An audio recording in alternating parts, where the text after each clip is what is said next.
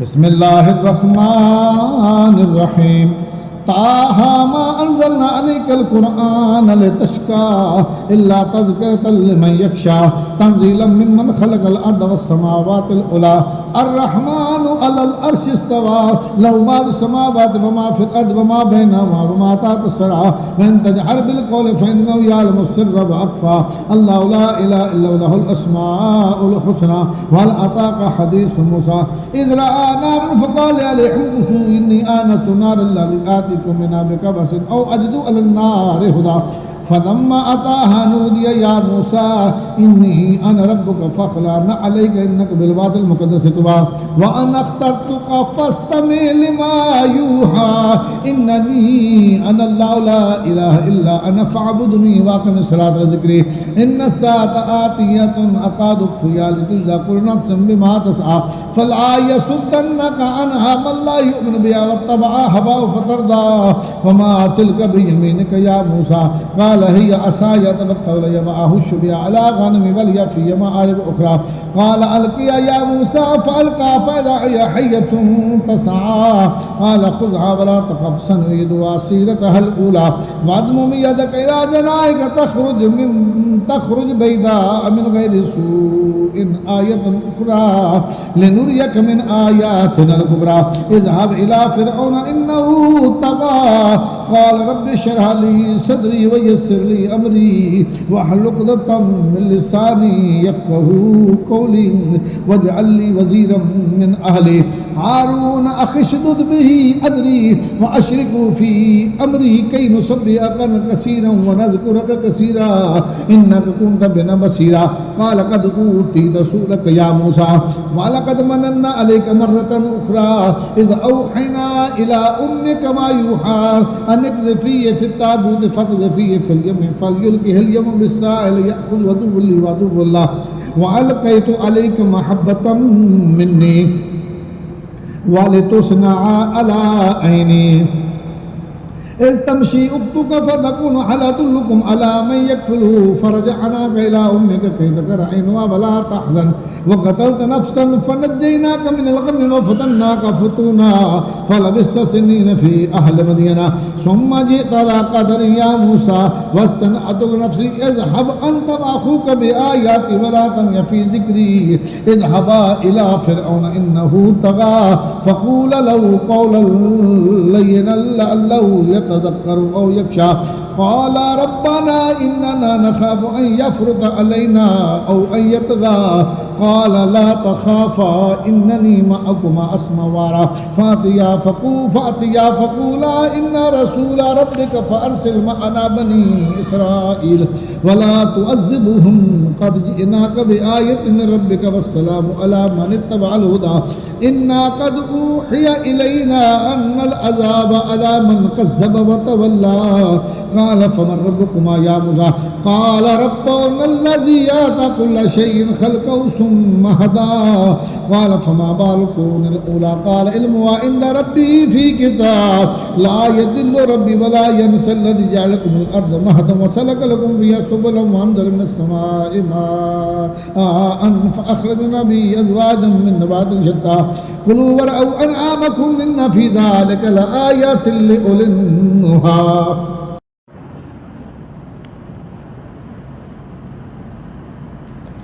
منها خلقناكم وفيها نعيدكم ومنها نخرجكم تارة أخرى ولقد أريناه آياتنا كلهما فكذب وأبى قال أجئتنا لتخرجنا من أرضنا بسحرك يا موسى فلنأتينك بسحر مثله فاجعل بيننا وبينك موعدا لا نخلفه نحن ولا أنت مكان سواه قال موعدكم يوم الزينة وأن يحشر الناس ضحى فتولى فرعون فجمع كيده ثم أتى قال لهم موسى ويلكم لا تفتروا على الله كذبا فيسحتكم بعذاب وقد خاب من افترى فتنازعوا أمرهم بينهم وأسروا النجوى قالوا إن هذان لساحران يريدان يخرجاكم من أرضكم بسحرهما ويذهبا بطريقتكم المثلى فعجموا كيد ثم ماتوا صفا وقد أفلح اليوم من استعلى قالوا يا موسى إما أن تلقي وإما أن نكون أول من ألقى قال بل ألقوا فإذا حبالهم وعصيهم يخيل إليهم من سحرهم أنها تسعى فأوجس في نفسه خيفة موسى قلنا لا تخف إنك أنت الأعلى وألق ما في يمينك تلقف ما صنعوا إنما صنعوا كيد الساحر ولا يفلح الساحر حيث أتى فألقي السحرة سجدا قالوا آمنا برب هارون وموسى قال آمنتم له قبل أن آذن لكم إنه لكبيركم الذي علمكم السحر فلأقطعن أيديكم وأرجلكم من خلاف ولأصلبنكم في جذوع النخل ولتعلمن أينا أشد عذابا وأبقى قالوا لن نؤثرك على ما جاءنا من البينات والذي فطرنا فاقض ما أنت إنما تقضي هذه الحياة الدنيا إنا آمنا بربنا ليغفرنا خطايانا وما أكرهتنا عليه من السحر والله خير وأبقى إنه من يأت ربه مجرما فإن له جهنم ولا يموت فيها ولا يحيا ومن يأتي مؤمنا قد عمل الصالحات فأولئك لهم الدرجة الأولى جنات عدن تجري من تحتها الأنهار خالدين فيها وذلك جزاء من تزكى ولقد أوحينا إلى موسى أن أسر بعبادي فاضرب لهم طريقا في البحر يبسا لا تخف دركا ولا تخشى فأتبعهم فرعون بجنوده فغشيهم من اليم ما يغشيهم وأضل فرعون قومه وما هدى يا بني إسرائيل قد أنجيناكم من عدوكم وبعدناكم جانب الطور الأيمان ونزلنا عليكم المن والسلوى كلوا من طيبات ما رزقناكم ولا تطغوا فيه فيحل عليكم غضبي ومن يحلل عليه غضبي فقد حظى وإني لغفار لمن تاب وآمن وعمل صالحا ثم اهتدى وما أعجلك عن قومك يا موسى قال هم أولئك على أثري وعجلت إليك رب لترضى قال فإنا قد فتنا قومك من بعدك وأضلهم السامري فرجع موسى إلى قومه غضبان أسفا قال يا قوم ألم يعدكم ربكم وعدا حسنا أفطال عليكم العهد أم أردتم أن يحل عليكم غضب من ربكم فأخلفتم موعدي قالوا ما أخلفنا موعدك بملكنا ولكننا حملنا أوزارة من زينة القوم فقذفناها فكذلك ألقى السامري فأخرج لهم إجلا جسدا له خوار فقالوا هذا إلهكم وإله موسى فنسي أفلا يرون ألا يرجع إليهم قولا ولا يملك لهم ضرا ولا نفعا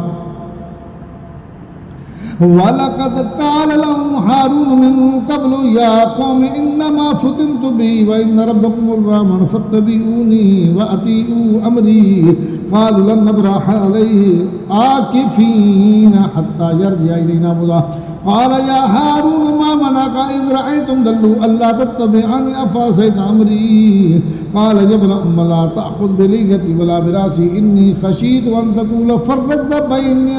وبين بني إسرائيل فلم تركب قولي قال فما خطبك يا سامري قال بصرت بما لم يبصروا به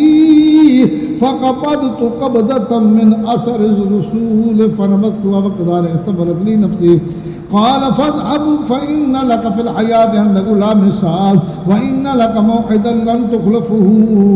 وانظر إلى إلهك الذي زلت عليه عاقبا لنحركنه ثم لننسفنه فريقا من أجفا إنما إلهكم الله الذي لا إله إلا هو وسع كل شيء علما كذلك نقص عليك من أنباء ما قد سبق وقد آتيناك من لدنا ذكرا من أعرض عنه فإنه يحمل يوم القيامة وزرا خالدين فيها وسالم يوم القيامة حملا يوم ينفخ في الصور ونحشر المجرمين يومئذ زرقا يتخافتون بينهم إن لبثتم إلا أشرا نحن أعلم ما يقولون إذ يقول أمثالكم طريقة إن لبثتم إلا يوما ويسألونك الجبال فقل ينسفها ربي نسفا فيذرها قاعا صفصفا لا ترى فيها عوجا ولا أمتا يومئذ يتبعون الداعي لا عوج له وخشعت الأصوات للرحمن فلا تسمع تسمع إلا همسا يومئذ لا تنفع الشفاعة إلا من أذن له الرحمن ورضي له قولا يعلم ما بين أيديهم وما خلفهم ولا يحيطون به علما وعنت الوجوه للحي القيوم وقد خاب من حمل ظلما ومن يعمل من الصالحات وهو مؤمن فلا يخاف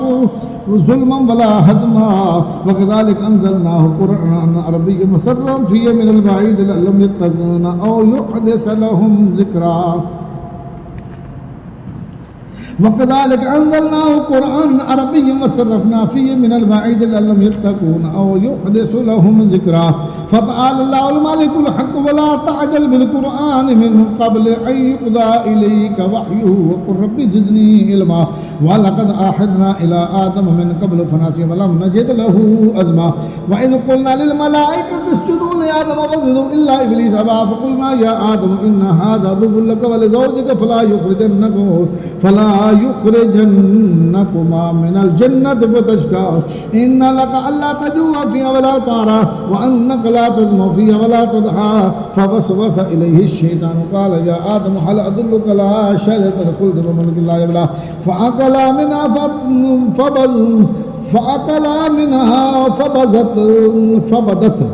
فأكلا منها فبدت لهما سوءاتهما وتخفى يكسفان عليهما من ورق الجنة وعصى آدم ربه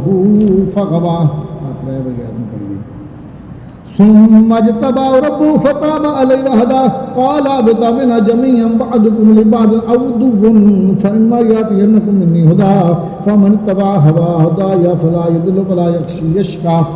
ومن أعرض عن ذكري فإن له معيشة ضنكا ونحشره يوم القيامة أعمى قال رب لم حشرتني أعمى وقد كنت بصيرا قال كذلك أتتك آياتنا فنسيتها وكذلك اليوم تنسى وكذلك نجزي من أسرف ولم يؤمن بآيات ربه والعذاب الآخرة أشد وأبقى أفلم يعلم كم أهلكنا قبلهم من القرون يمشون في مساكنهم إن في ذلك لآيات لأولي